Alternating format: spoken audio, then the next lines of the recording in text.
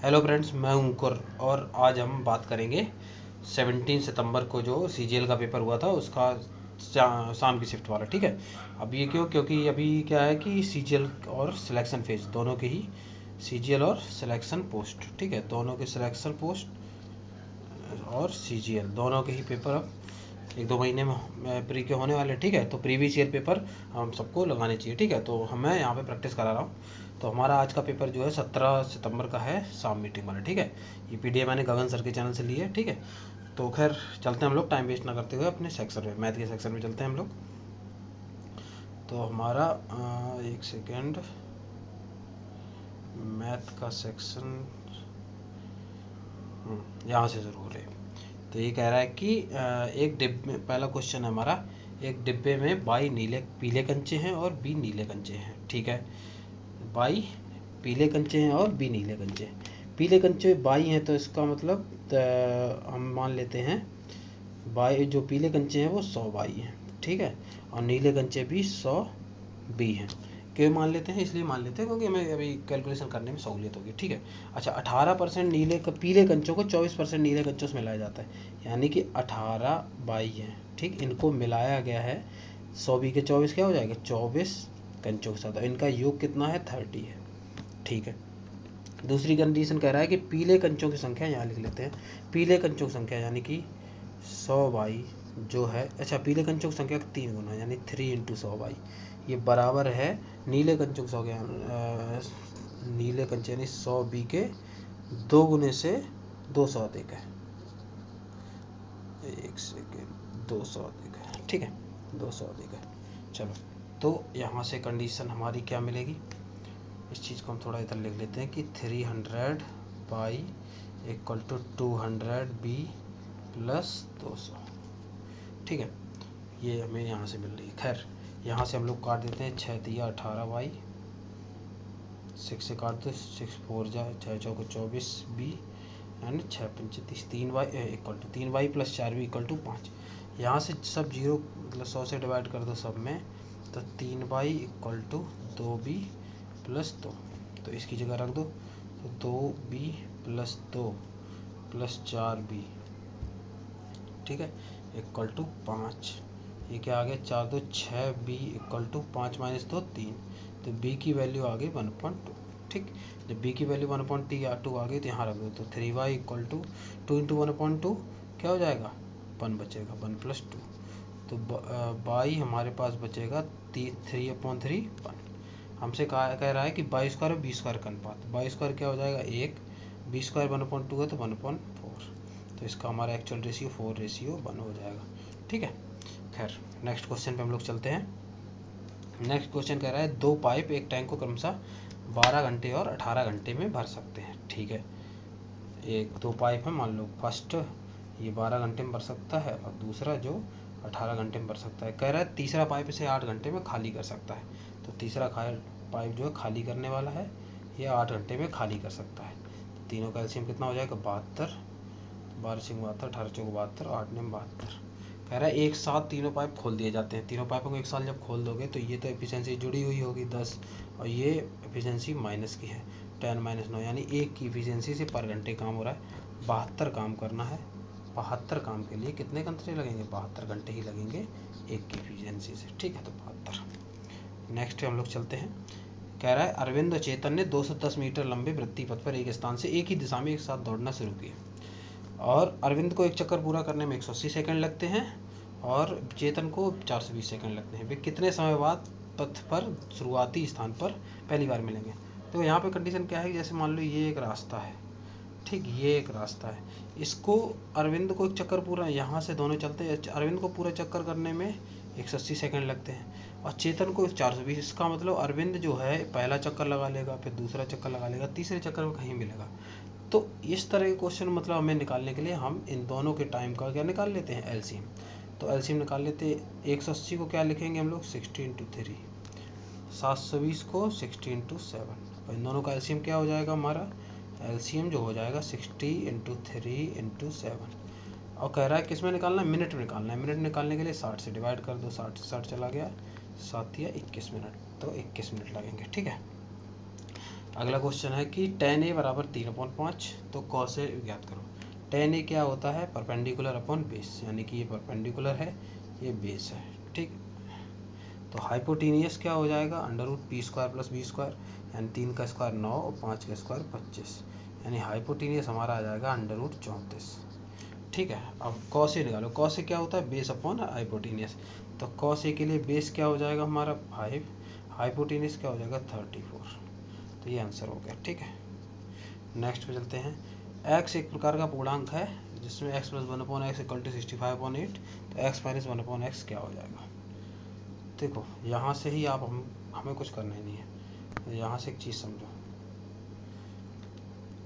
एक सेकंड, ये क्या है 65/8 क्या है, इसको मैं 8 + 1/8 लिख दूँ, 8 √ 64 = 65, तो x + 1/x = अगर 8 + 1/8 है, इसका मतलब हमें यहाँ से पता चल रहा है x की वैल्यू 8 है, तो यहाँ से क्या आ जाएगा 8 - 1/8, यानी 8 √ 64 - 1 63/8, ठीक है। खैर नेक्स्ट पे चलते हैं हम लोग।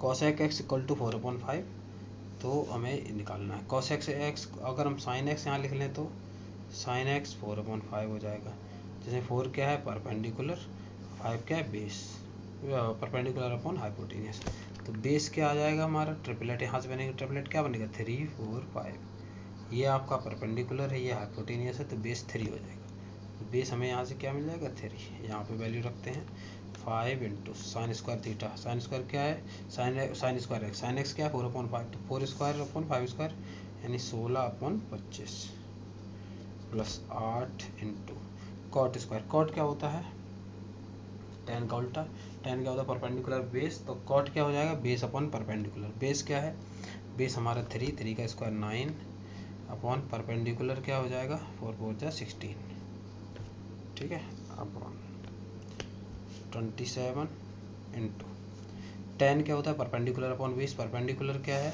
4, 4 का स्क्वायर 16 अपॉन बेस क्या है 3 × 9, ठीक, माइनस 125 × cos क्या है, cos होता है हमारा बेस अपॉन हाइपोटेनियस, बेस कितना है हमारा 3, 3 का स्क्वायर 9 अपॉन हाइपोटेनियस क्या है 5, 5 का स्क्वायर 25, 5 से इसको काट दो 5 बार, 8 से 2 बार, यहाँ 9 से 3 बार चला गया, 25 से 5 बार, तो हमारा यहाँ से मिल रहा है 16/5 + 9/2, ठीक, अपॉन 16 × 3 = 48, 9 × 45, 48 × 45 3, ऊपर देखो 16 दूनी 32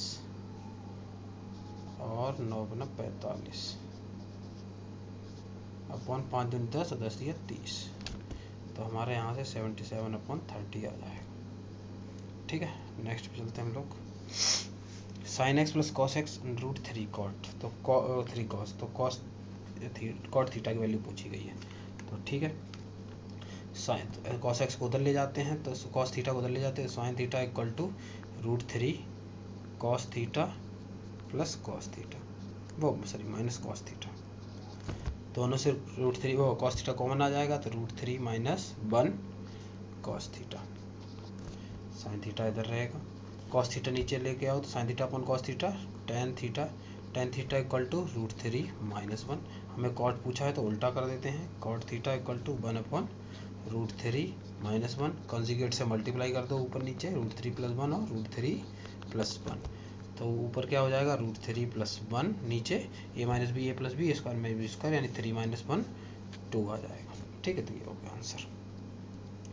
कह रहे टीवी सेट का अंकित मूल्य 18,500 है, तो 2 क्रमिक छूटें देता है 20% और 5% की, तो बताइए कितने में उपलब्ध है, ठीक है 18,500 है ना, तो 18,500 लिख लेते हैं, 20% की पहले छूट देता है, 20% क्या होता है 1/5, यानी कि 5 की चीज़ को कितने पे बेच देता है 4 पे, दूसरी 5% क्या होता है 1/20, यानी कि 20 की चीज़ को 19 पे बेच देता है, 20 की चीज़ को 20 × 5 = 100, यानी दोनों चलेंगे, यानी 185 × 19 = 76, मल्टीप्लाई कर लेते हैं 185 76, 6 × 5 = 30, 3 × 4 = 48, 51, 5 6 × 4 = 5 11, 7 × 35, 3 7 × 56, 7 × 35, 3 7 × 56, 3 59, 5 7 5 12, ठीक है, 0 5 1 6 9 1 10 2 1 3 1 4 और 1, 14,060 रुपये।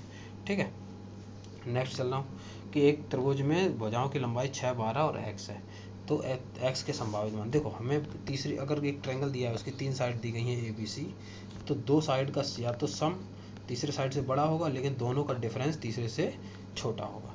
तो सीधी सी बात, 1 12 6 18। अब एक जो साइड होगी या तो 18 से छोटी होगी और 12 - 6 6 से बड़ी होगी, यानी इनके बीच का ही होगा।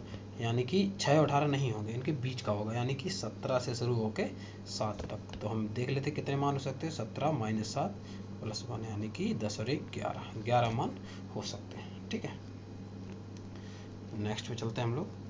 P एक अंक है जो इस प्रकार है कि 6 9 5 P एक अंक इस प्रकार है कि 6 9 5 4 P ये 11 से विभाज्य है, तो P का मान क्या होगा। तो ठीक है, तो क्या लिखा है 6 9 5 4 P।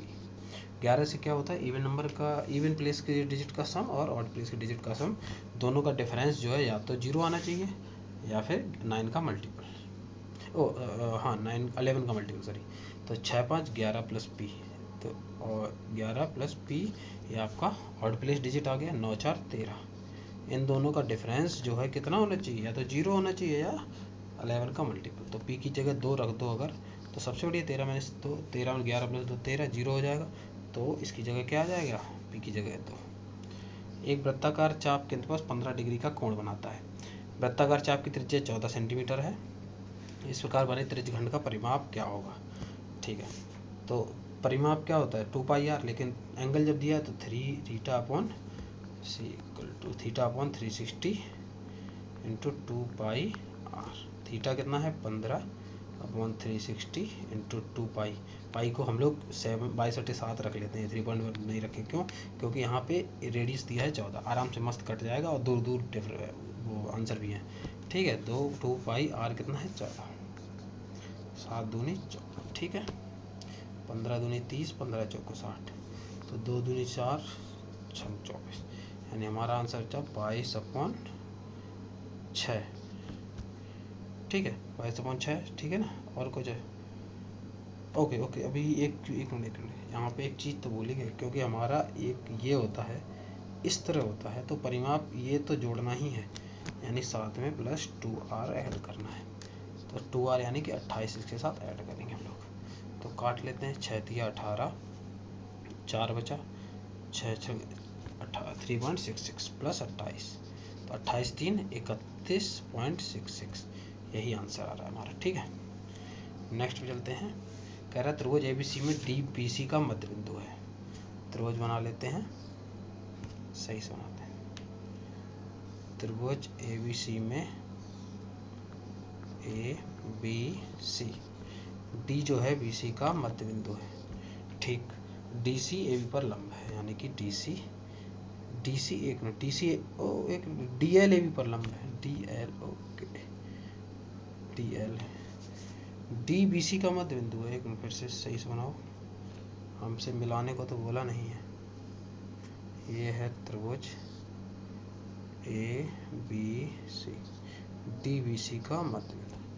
DL कह रहा है AB पर लंब है, DL ये L, और DM AC पर लंब है, DM कह रहा है कि, और DL = DM, यानी कि ये दोनों D है, ये दोनों इसके इक्वल हैं।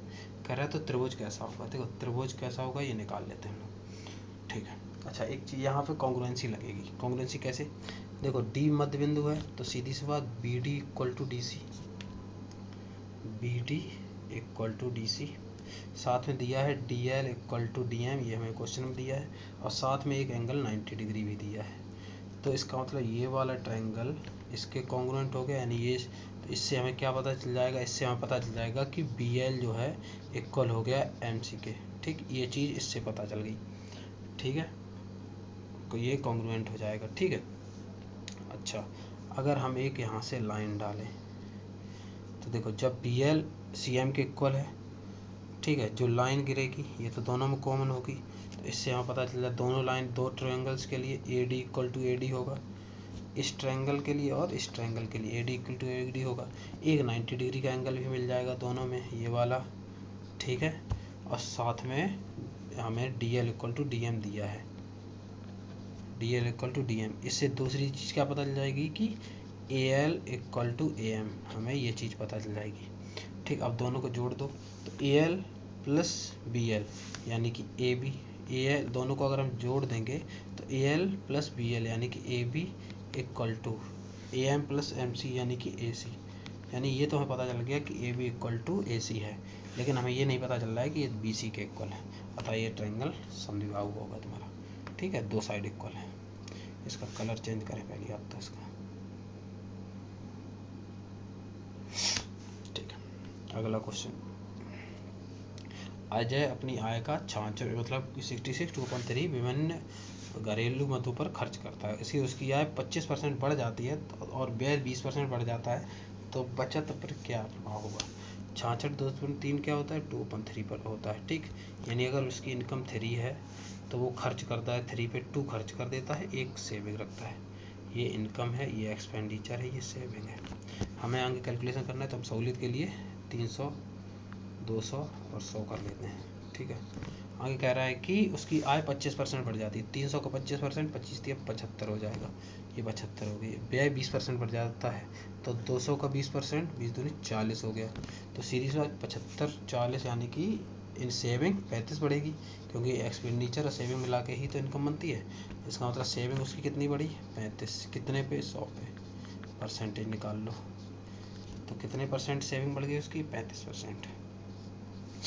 अगला क्वेश्चन, 2016 से 20 तक निर्माता Q के द्वारा बेची गई मोटरसाइकिलों की कुल संख्या और निर्माता S के द्वारा बेची गई मोटरसाइकिलों की कुल संख्या के बीच अनुपात ज्ञात कीजिए। 2016 से 20, 2016 से 20 Q द्वारा, यानी ये लाइन निकालनी है ना। जोड़ लेते हैं, 0 तो 0 हो जाएगा, यहाँ लिख लेते हैं 0। 3 1 4 1 5 9 14 8 22 2 3 3 6 3 9 2 11 13 2 15। अच्छा, और एस की बात है 0 फिर। ठीक है, 5 4 9 3 12 2 14 1 4 4 8 4 12 4 14 4 20 और 1 21। ठीक है, 0 से 0 चला गया, 2 से काट दो, 76 और 2 एकम 2, 76 रेशियो 107, यही बच रहा है। ठीक है, नेक्स्ट पे चलते हैं हम लोग। कह रहा है सी के लिए शेयरों की निम्न दरें, सी के लिए यानी कि ये शेयरों की निम्न दरें यानी कि या तो ये या ये या ये। निम्न दरें किस स्टॉक एक्सचेंज में कंपनी की निम्न दरों के औसत से कम है। देखो तीनों का एवरेज कितना हो जाएगा, देखो तीनों का गैप इक्वल है तो एवरेज 180 रहेगा, क्योंकि 175 580 585 तो बीच का एवरेज रहता है। और 180 से कम कौन है, 175 यानी कि हैदराबाद की। ठीक है, नेक्स्ट पे चलते हैं हम लोग। दो चर एक एक्स के अनुक्रमानुपाती हैं। ओके, दो चर यानी दो कांस्टेंट की बात की है, एक्स के अनुक्रमानुपाती हैं। अच्छा, और वाई के व्युत्क्रमानुपाती हैं। देखो यहाँ दो कांस्टेंट की बात की जा रही है, तो देखो हम ऐसे कर सकते हैं, एफ जो है फंक्शन, मान लो फलन है एफ, एक्स के अनुक्रमानुपाती है और वाई के व्युत्क्रमानुपाती। तो इससे हमें क्या मिल जाएगा, एफ इक्वल टू के एक्स अपॉन वाई। लेकिन यहाँ एक चीज़ समझने वाली है, दो चर है यानी दो कांस्टेंट है, तो हम ऐसा नहीं कर सकते। तो हम एक साथ लिखेंगे क्या, कि पहले कंडीशन क्या है हमारी, कि फर्स्ट जो है हमारा, एक सेकेंड, एफ जो है प्रोपोर्शनल टू एक्स है। यहाँ से पता चलता है कि एफ इक्वल टू k1x, पहला कांस्टेंट। ठीक है, दूसरे क्या है कि एफ व्युत्क्रमानुपाती है बाई के, यानी कि F inversely proportional to by, यानी F equal to k2 upon by. ठीक है, तो यहाँ से हमें 2f equal to k1x plus k2 upon by ये मिला, क्योंकि हमें दो कांस्टेंट चाहिए। ठीक है, ये क्वेश्चन ने फंसाया था कि एक पे ही अटक करेंगे, वो आंसर ही नहीं आ रहा था, क्योंकि यहाँ पे दो कांस्टेंट चाहिए। अब खैर हम पहले इस पे वैल्यू रखते हैं, x बराबर 0, तो 2f x बराबर 0 रख लेते हैं, तो ये 0 हो जाएगा। k2 अपॉन बाई, k2 क्या है निकालना है, ओके, k2 अपॉन बाई की वैल्यू 1, लेकिन यहाँ पे तब f 15, यानी कि 2 इंटू इसकी जगह क्या हो जाता है, 2 इंटू 15 यानी 30 इक्वल टू k2। यहाँ से k2 की वैल्यू 30। दूसरी कंडीशन रखो, दूसरी कंडीशन रख लेते हैं, जब x बराबर 1 और y बराबर 15 है तो इसी में रखो। तो 2 इंटू एफ कितना है 2 इक्वल टू क्या है x बराबर 1 यानी कि k1 इंटू 1 तो ये k1 हो जाएगा, प्लस k2 कितना है k2 यानी k2 जो कितना निकला 30 अपॉन y कितना है 15। 4 इक्वल टू k1 प्लस 15 से कट गया 2 बार 2, तो k1 आ गया आपका 2। तो k1 और k2 की वैल्यू आ गई। अब यही वैल्यू हम अपने इसमें रखेंगे 2f k1 वाले में रख दो। तो 2 इस तीसरा, क्योंकि तब हमें x बराबर 5 और y बराबर 3 के लिए f की वैल्यू निकालनी है। तो फिर ठीक है, तो 2f equal to k1x, k1 कितना है 2, x कितना है 5 यानी 2 पंचे 10 हो गया। ठीक है, यही कर लेता हूँ। एंड k2 कितना है 30 अपॉन y कितना है 3 एंड 3 10 जा, तो 2f इक्वल टू 10 और 10 20, तो f इक्वल टू 10। यहाँ से हमें f की वैल्यू मिल गई 10। ठीक है, 8% प्रति वर्ष साधारण ब्याज की दर से कितने वर्षों में 7200 की राशि 8928 हो जाएगी। ठीक है, अच्छा कितनी बढ़ गई 1728 बढ़ गई। ठीक है, कितनी बढ़ गई 1728 बढ़ गई। तो साधारण ब्याज वाला लगा देते हैं। तो 1728 यानी simple interest equal to principal कितना है 7200 इंटू रेट 8 इंटू टाइम हमें पता नहीं है अपॉन 100। 0 से 0 कट गया, तो 12 से काट देते, 12 से 72, 12 में 12, 5 12 चौक 48, 12 चौक 48, 6 दूनी 12, 6 चौक 24, 8 3 24, यानी टाइम हमारे पास आ गया 3 ईयर्स। ठीक है, टाइम कितना आ गया 3 ईयर्स। कह रहा है कि एक त्रिभुज का परिमाप 52 इकाई है तो उसकी भुजाओं की लंबाई, जब देखो सीधी सी बात है, जब किसी भी ट्रायंगल की साइड्स तीनों का मतलब पेरीमीटर 52 है तो वो पेरीमीटर जितना होता है तो उसकी सभी भुजाओं की जो लंबाई है उसकी सेमी पेरीमीटर से कम ही रहती है, यानी इसका सेमी पेरीमीटर क्या है 26, 26 से कम ही रहेगी। ठीक है, चलो 1.2 इतने 1.2 सेंटीमीटर, 1.3 सेंटीमीटर, 1.5 सेंटीमीटर आयामों के घनाभाकार बॉक्स से सबसे छोटे विकेट की लंबाई बताइए। अच्छा, तो सबसे छोटे विकेट की लंबाई कहाँ से आ जाएगी, हमारे सबसे छोटे विकेट यानी सबसे छोटे विकेट की लंबाई क्या होती है L² plus B² plus H²। ओ सॉरी, सबसे छोटा करो सबसे लंबे। तो L² क्या है 12 का स्क्वायर, 1.2 का स्क्वायर 1.44 प्लस 13 का स्क्वायर 1.69 प्लस 15 का स्क्वायर 2.25। जोड़ लेते हैं इसको, जोड़ेंगे जब हम इसको तो हमारा हो जाएगा 5 9 5 14 4 18 1 50 4 18 1 6 2 8 4 12 1 13 1 2 1 3 1 4 1 5 5.38, तो 5.38 आ जाएगा। ठीक है, इसका मतलब हम निकालें किसका लगभग, ये लगभग क्या 538 का निकालें। वैसे अगर आप पास पास ना होते तो हम निकाल लेते, क्योंकि ये 23 से तो ज़्यादा ही 23 का होता है। देखो ये हट जाएगा 22 का नहीं, 22 का नहीं, 23 से तो ज़्यादा ही होता है, क्योंकि 23 का होता है 529। खैर अब दोनों क्लोज हैं तो निकाल लेते हैं 538 का एलसीएम निकाल लेते हैं। तो 5 2 2 जा 4 1 बचा 38, 2 और 2 4, 4 3 जा 12, 3 यहाँ रखो 3 यहाँ रखो, 3 3 जा 9, 3 4 जा 12, 18 में 9 गया 9, पॉइंट लगाओ 0 डबल 0 बढ़ते हैं, 43 3 46, 45 दूनी 90, लगभग 46 दूनी 90, लगभग 2 के आसपास जा रहा है। ठीक है, लगभग 2 के, तो हमारा यही आंसर आ जाएगा कि 2.32। ठीक है, नेक्स्ट चलते हैं। FM इक्वल टू M5 प्लस M5 M4 minus 3M plus 7, तो M-2 से विभाजित हो जाता है। जब इससे विभाजित हो जाएगा इसका मतलब M की वैल्यू 2 है। ठीक है, तो शेषफल निकालो, तो इसमें M की वैल्यू 2 रख दो। 2 की पावर 5 कितना होता है 32 प्लस 5 इंटू 2 की पावर क्या होता है 4 क्या होता है 16, माइनस 3 2 जा 6 प्लस 7 32, 16 पंचे 80 माइनस 6 प्लस 7 प्लस का 1, तो 2 1 3 8 3 11, तो 113 आंसर आ जाएगा। ठीक है, नेक्स्ट पे हम लोग चलते हैं, इसको सॉल्व करना है। तो -7/6 प्लस 4/9 इंटू कर देते हैं, तो 3/5 इंटू 1/16, 3 3 जा 9, 4 4 जा 16, तो -7/6 प्लस 1/5 20 या 60, 10 से मल्टीप्लाई कर दो ऊपर नीचे, तो -70 प्लस 1 -69/60, 3 से डिवाइड कर दो तो माइनस का 23/20। ठीक है, नेक्स्ट पे चलते हैं हम लोग। ये बार ग्राफ दिया गया है 2018 की तुलना में 2019 में विद्यार्थियों की संख्या में कितने प्रतिशत की वृद्धि हुई है। 2018 की तुलना में 2019 में कितने की वृद्धि हुई है, यहाँ पे देखो 40 की किस पे हुई है 2018 में, यानी कि 140 पे, 200 एक जीरो चला जाएगा, 400 अपॉन 14 यानी कि 200 अपॉन 7। तो इसका आंसर 7 दूनी 14, 6 7 8 56, 14 6 7 56, 4 बचेगा, 7 एक निकाल लेते हैं, 7 दूनी 14, 28 पॉइंट समथिंग कुछ देखें आंसर देखते हैं। हाँ 28.57, यही आंसर 28 पॉइंट समथिंग आंसर आएगा। ठीक है, दी गई अवधि में कह रहा है कि कारखाने का प्रतिवर्ष परिवहन पर औसत व्यय कितना है। परिवहन कहाँ है, ये इस पर औसत व्यय, तो जोड़ लेते हैं। 8 5 13 7 20 3 23 2 4 3 7 5 12 4 3 7 5 12 6 18 2 20 20 किससे डिवाइड करेंगे 4 से, तो 4 पंचे 20, 4 से 28, 4 पंचे 50.75 आ गया। ठीक है, कह रहा है एक बैंक में जमा राशि 6% ब्याज जमा राशि पर 6% ब्याज दिया जाता है। ठीक है, बैंक फिर क्या करता है कि शेयर बाजार में पैसा निवेश करता है और 3000 पर 30,000 अर्जित करता है। यानी बैंक अगर कोई जमा करता है तो उसको 6% ब्याज देता है, और अगर बैंक अपना पैसा शेयर मार्केट में डालता है तो 3 लाख पर 30,000 ब्याज, यानी कि 3 लाख का 30,000 कितना होता है 10%।